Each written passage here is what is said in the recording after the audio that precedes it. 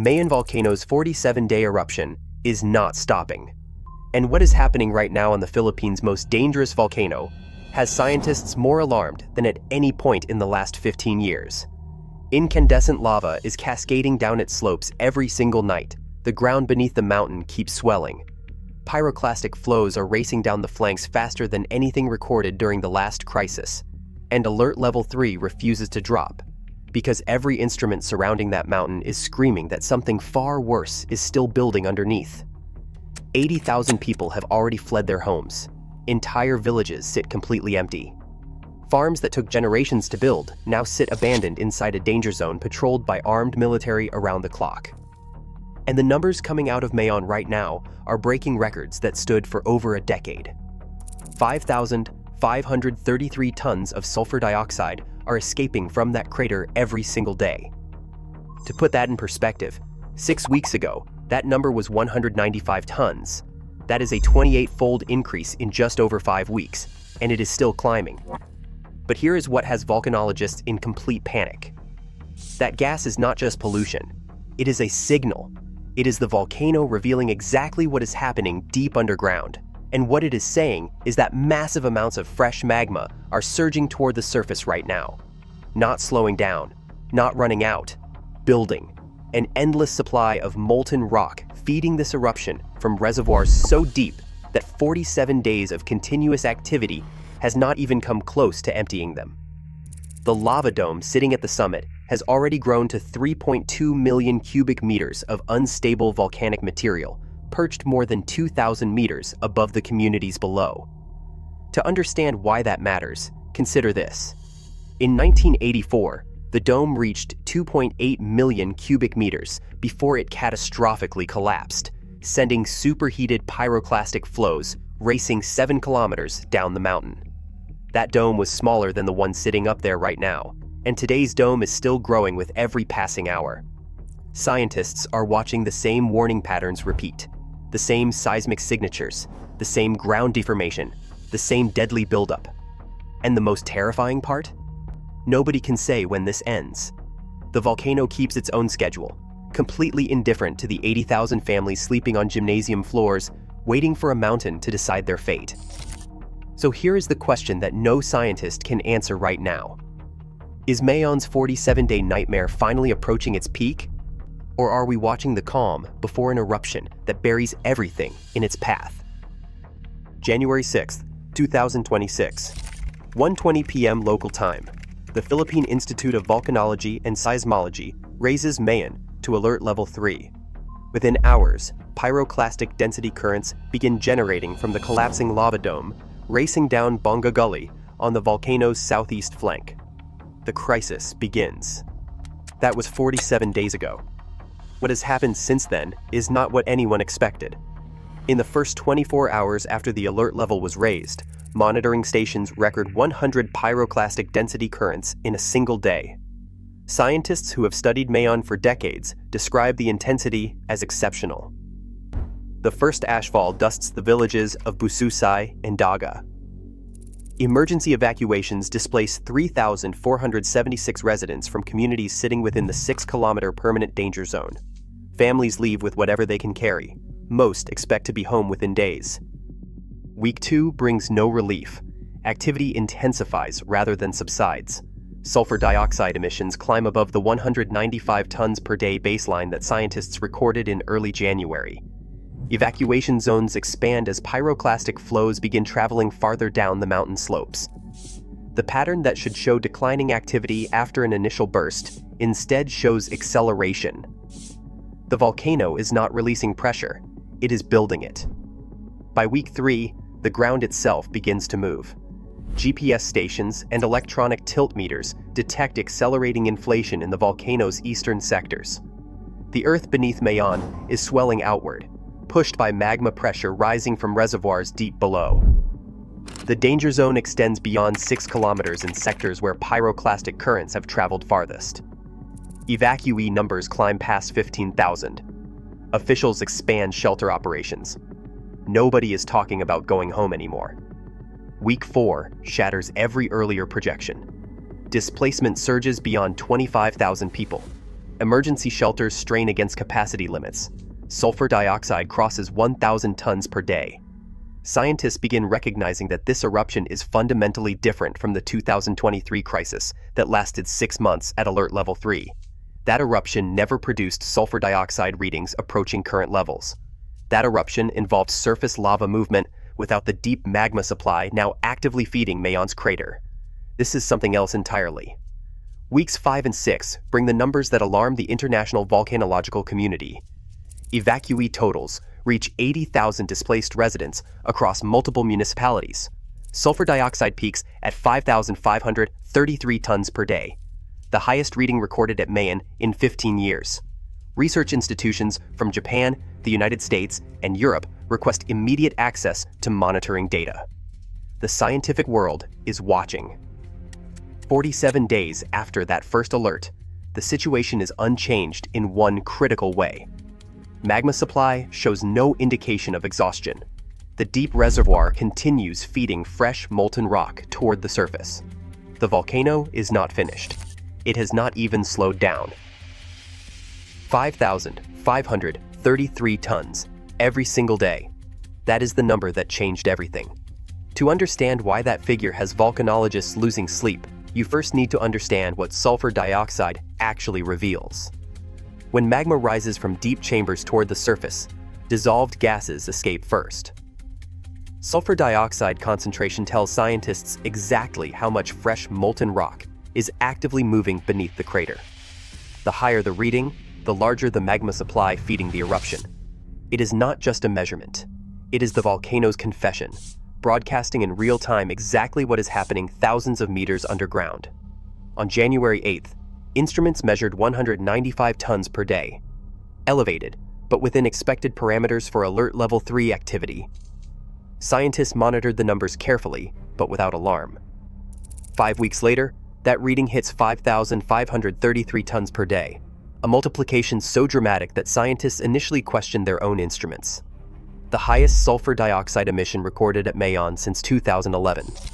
Scientists who have spent careers studying this volcano describe the jump as unlike anything in their professional experience. That 2011 comparison is not a reassuring one.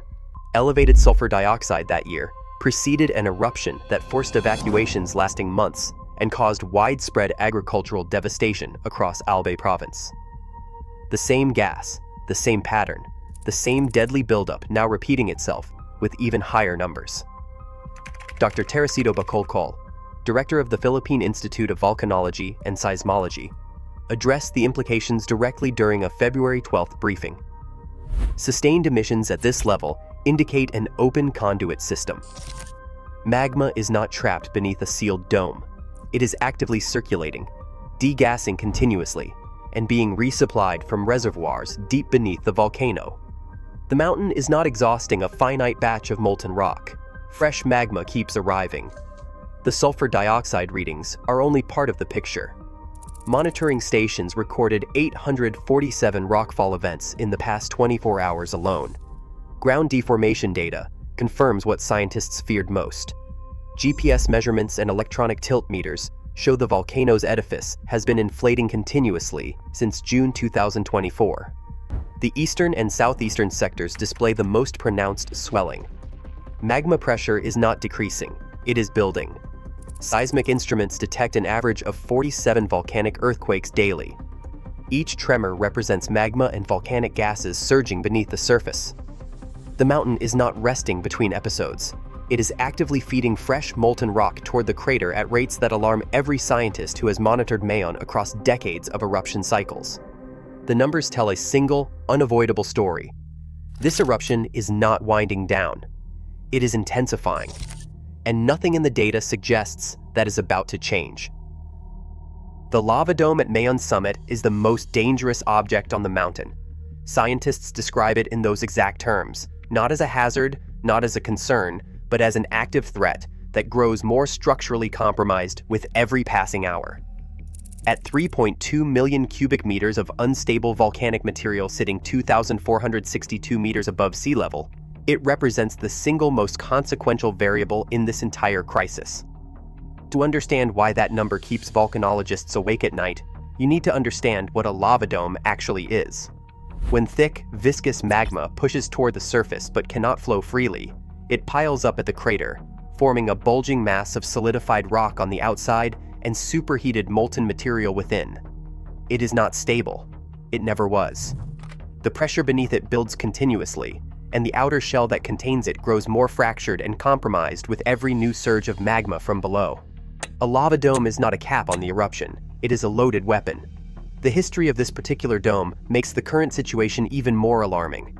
In 1984, Mayon's lava dome reached 2.8 million cubic meters before it catastrophically collapsed in a single event. That collapse generated pyroclastic density currents, superheated avalanches of gas, ash, and volcanic debris that raced 7 kilometers down the mountain slopes, destroying everything in their path. The 1984 eruption forced evacuations lasting months and left a permanent scar on the collective memory of every community living in Mayon's shadow. The 1984 dome measured 2.8 million cubic meters at the moment of collapse. The dome sitting above Mayon's crater today has already exceeded that volume, and it has not yet collapsed. The seismic data surrounding the dome makes the comparison to 1984 impossible to ignore. Dr. Maria Antonia Bornes, Chief of Volcano Monitoring and Eruption Prediction at PHIVOLCS, has identified disturbing parallels between current instrument readings and the signatures recorded in the weeks before the 1984 eruption.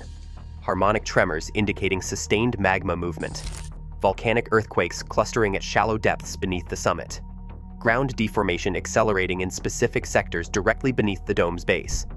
These are not coincidental patterns. They are a recognizable sequence that this volcano has performed before. Pyroclastic density currents are already racing down Mayon's flanks at rates exceeding anything documented during the 2023 crisis. The permanent 6-kilometer danger zone remains strictly enforced, with military checkpoints and armed personnel patrolling the perimeter around the clock. But pyroclastic flows have already traveled beyond those boundaries in the sectors where activity is most intense. PHIVOLCS monitors 3 specific triggers that would immediately escalate the alert to level 4. Rapid dome growth beyond current rates, escalating harmonic tremor intensity, ground deformation accelerating past established thresholds. Any single one of those signals indicates an imminent hazardous eruption. Right now, all 3 are moving in the wrong direction. Behind every number in this crisis stands a person.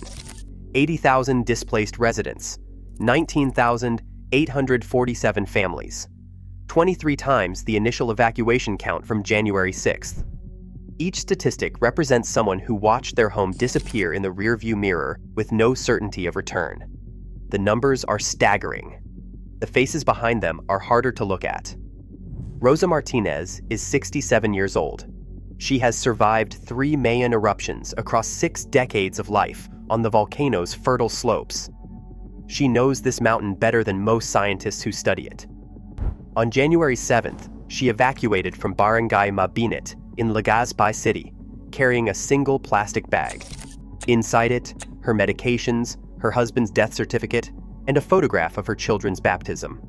Those were the things she chose when she had minutes to decide what her life was worth carrying. 47 days later, she sleeps on a gymnasium floor in Tabaco City, alongside 340 other evacuees. Her farm sits empty inside the danger zone. Her carabao was relocated to a temporary livestock facility 15 kilometers away. She checks her phone for PHIVOLCS updates before sunrise every single morning. 8-year-old Marco Dela Cruz has not attended school since January 6th. He has nightmares about the volcano. He refuses to sleep without the lights on. Provincial health officials document a 180% increase in pediatric anxiety cases at evacuation center medical stations across Albay province. Counseling resources cannot come close to meeting the demand. Marco asks his mother every day when they can go home. She does not have an answer. The shelter conditions compound the suffering. 13 government evacuation centers now house populations exceeding their designed overcapacity by 200%. Tabaco City Sports Complex holds 2,100 residents inside a facility built for 800. Families sleep on cardboard, laid across concrete floors. Portable toilets serve ratios of 1 unit per 85 people. The smell of confined humanity mixes with sulfur, drifting from the mountain that put them there. The economic devastation runs deeper than the immediate crisis. Coconut plantations, abaca fields, and rice paddies, representing generations of accumulated labor, sit completely abandoned inside the danger zone. The Albay Provincial Agriculture Office estimates 127 million pesos in crop losses during the first month alone. That number climbs with every passing day that families cannot return. Small farms that survived for generations now face losses that no relief pack can address. Governor Noel Rosal assures evacuees that relief supplies remain sustainable even for extended displacement. The Department of Social Welfare and Development has distributed 45,000 food packs. Water trucks service shelters twice daily. But sustainability is not the same as dignity. And dignity is what 47 days on a gymnasium floor slowly, quietly destroys. The volcano decides when they go home. They do not. The church bell tower still stands. Protruding from volcanic debris in the town of Cagsawa, it is the only visible remnant of an entire community that ceased to exist in minutes. In 1814, Mayon erupted with a violence so absolute that it buried the town completely, killing approximately 1,200 people before most of them understood what was happening. 2 centuries later, that bell tower remains, not as a tourist attraction, but as a warning that this mountain has always been capable of erasing human life at a scale that defies comprehension. Mayon has erupted 54 times since 1616. Every single eruption eventually ended. Communities rebuilt during the quiet periods, returned to the fertile volcanic soil, and planted new crops on the slopes of the mountain that had just tried to kill them. Then the cycle began again. The history of Mayon is not a history of disaster. It is a history of repetition. The same patterns, the same warnings, the same deadly buildup appearing across centuries with the mechanical consistency of something that was never going to stop. The 1897 eruption killed over 400 people. The 1984 event forced evacuations that lasted months and left communities across Albay province fighting to recover their livelihoods. But of all the historical precedents surrounding Mayon's current activity, it is 1984 that scientists keep returning to. The seismic signatures detected in the weeks before that eruption now match the patterns appearing on monitoring instruments today. Scientists describe the overlap as not coincidental, the same underground fingerprint of a volcano preparing to release accumulated pressure in a single violent event. Dr. Maria Antonia Bornas, Chief of Volcano Monitoring and Eruption Prediction at PHIVOLCS, describes the comparison as deeply concerning. What makes the current eruption distinctly more alarming than its predecessors' scale? When Cagsawa was buried in 1814, the region surrounding Mayon supported a fraction of the population living there today. When the 1984 eruption forced its evacuations, the communities in Mayon shadow were significantly smaller. Today, over 400,000 people live within 20 kilometers of the crater. A major eruption would not threaten a town. It would threaten an entire region across multiple provinces. The 2023 eruption that kept Mayon at alert level 3 for 6 months offers the most recent point of comparison, and it offers no comfort. That eruption never produced sulfur dioxide readings approaching current levels. It involved surface lava extrusion without the deep magma supply now actively feeding the crater. Scientists who monitored 2023 closely described the current activity as fundamentally different in character and scale. The international volcanological community has taken notice. Research institutions from Japan, the United States, and Europe have all requested access to PHIVOLCS monitoring data. The consensus emerging from that international consultation offers no reassurance. The historical record does not calm fears about Mayon, it amplifies them.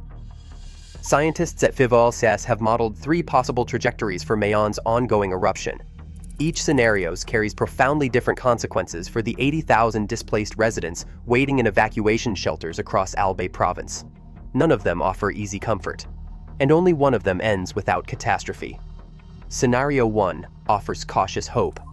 Sulfur dioxide emissions gradually decline over coming weeks, signaling that the deep magma reservoir is finally beginning to exhaust its supply. The lava dome stabilizes through slow, controlled extrusion rather than catastrophic structural collapse. Pyroclastic activity decreases to levels that permit phased return of evacuees living closest to danger zone boundaries. This pattern mirrors the 2023 eruption that maintained alert level 3 for 6 months before eventually de-escalating.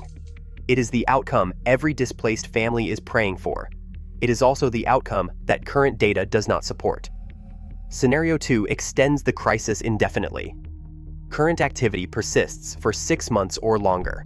Sulfur dioxide remains elevated. The dome continues growing without catastrophic failure. Evacuees face displacement measured in seasons rather than weeks. Farms go untended through the planting cycle. Businesses remain shuttered. Children fall further behind in their education. Economic devastation compounds quietly, day after day, in ways that relief packs cannot address. Widespread casualties are avoided through sustained evacuation enforcement, but the damage to livelihoods, mental health, and community cohesion accumulates into a disaster of its own kind. Scenario 3 is the nightmare that no one in Albay province allows themselves to speak aloud. Complete dome collapse in a single catastrophic event. Pyroclastic density currents exceeding temperatures of 1,000 degrees Celsius race down Mayon slopes at speeds surpassing 100 kilometers per hour. Anyone within 6 kilometers dies instantly. Warning time could be minutes. It could be 0. A VAI-4 eruption would devastate the entire Bicol region, affecting populations across 3 provinces and potentially disrupting aviation throughout Southeast Asia. This is not a remote theoretical possibility. It is a scenario that the current dome size, the current seismic signatures, and the current ground deformation data all make scientifically credible. Beyond these 3 scenarios lies an additional threat that extends the danger far past any eruption's immediate timeline. The approaching rainy season transforms accumulated volcanic debris into lahars, volcanic mudflows that follow river channels downstream at tremendous velocity, threatening communities far beyond the permanent danger zone. Lahar risk persists for years after initial eruption activity subsides. The mountain's danger does not end when the lava stops. PHIVOLCS requires 3 specific conditions before modifying evacuation orders: sustained decline in seismic activity, ground deformation reversal, measurable reduction in sulfur dioxide emissions. None of these conditions currently exist. The volcano keeps its own schedule. Science can only watch and report what it sees. The Philippine government is not watching Mayon from a distance. It is fully mobilized, operating at crisis level across every department and agency with any capacity to respond. The scale of that response reflects the scale of the disaster it is trying to contain. The Department of National Defense has deployed 2,400 military personnel across Albay province. Army trucks transport evacuees from danger zone perimeters to shelter facilities.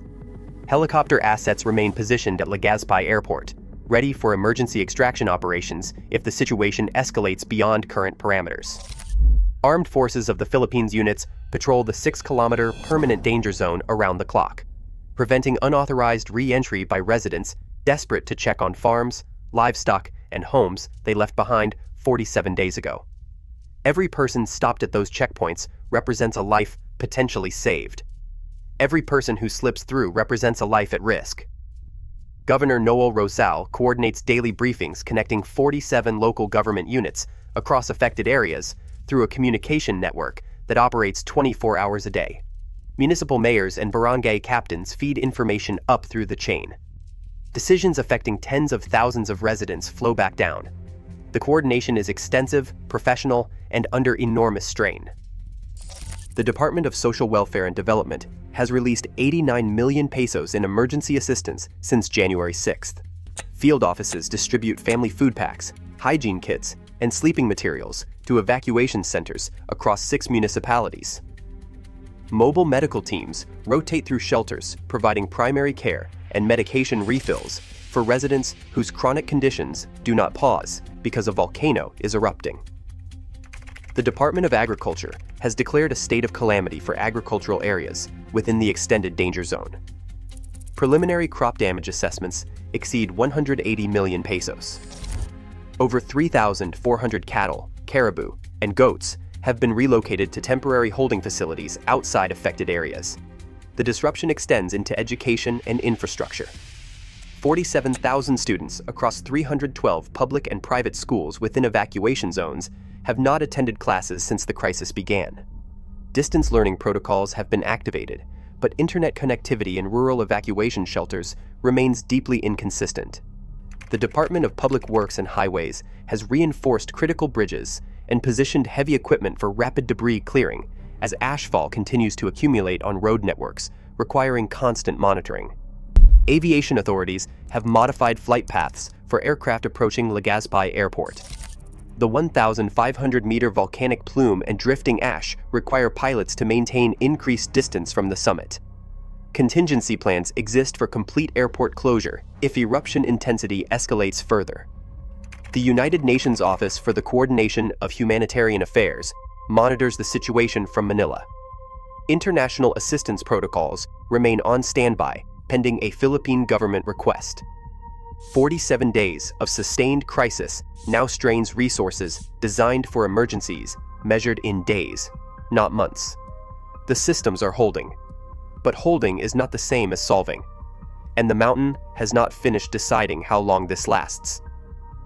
Tonight, above the northeastern Philippines, Mayon Volcano glows red against the darkness. The incandescent dome pulses with heat visible from 30 kilometers away. The sulfur smell reaches communities that have lived with this mountain their entire lives. Pyroclastic flows trace bright lines down the flanks in the darkness, beautiful and deadly in equal measure. The same silhouette that draws tourists from around the world now serves as a warning beacon for the hundreds of thousands of people living in its shadow. The eruption continues. It has continued for 47 days. And nothing in the data suggests tomorrow will be different. At monitoring stations positioned around the volcano's flanks, instruments never stop. Seismographs trace every tremor moving through the rock beneath the mountain. GPS receivers measure every millimeter of ground swelling outward under magma pressure. Spectrometers sample every ton of sulfur dioxide escaping from the crater into the atmosphere above Albay province. The surveillance never sleeps. Scientists watch data streams that never pause, looking for the signal that tells them which of the three scenarios is unfolding. The numbers keep moving in the wrong direction. The reservoir is not empty. The dome is not stable. The ground is not done swelling. Rosa Martinez still wakes before sunrise, waiting for news that has not come. Marco de la Cruz still cannot picture the bedroom he left behind 47 days ago. Farmers across Albay province calculate losses that compound with each sunrise they spend away from fields they cannot reach. The waiting erodes hope in increments too small to measure, but too constant to ignore. 47 days of uncertainty does something to a person that relief packs and water trucks cannot fix. It dismantles the quiet assumption that life will return to normal and replaces it with something much harder to live with. Yet the communities surrounding Mayon have endured this before. They have rebuilt after every eruption across 4 centuries of recorded history. They have returned to the slopes that threaten to kill them because those slopes are the only place their lives make sense. The resilience is not ignorance of danger.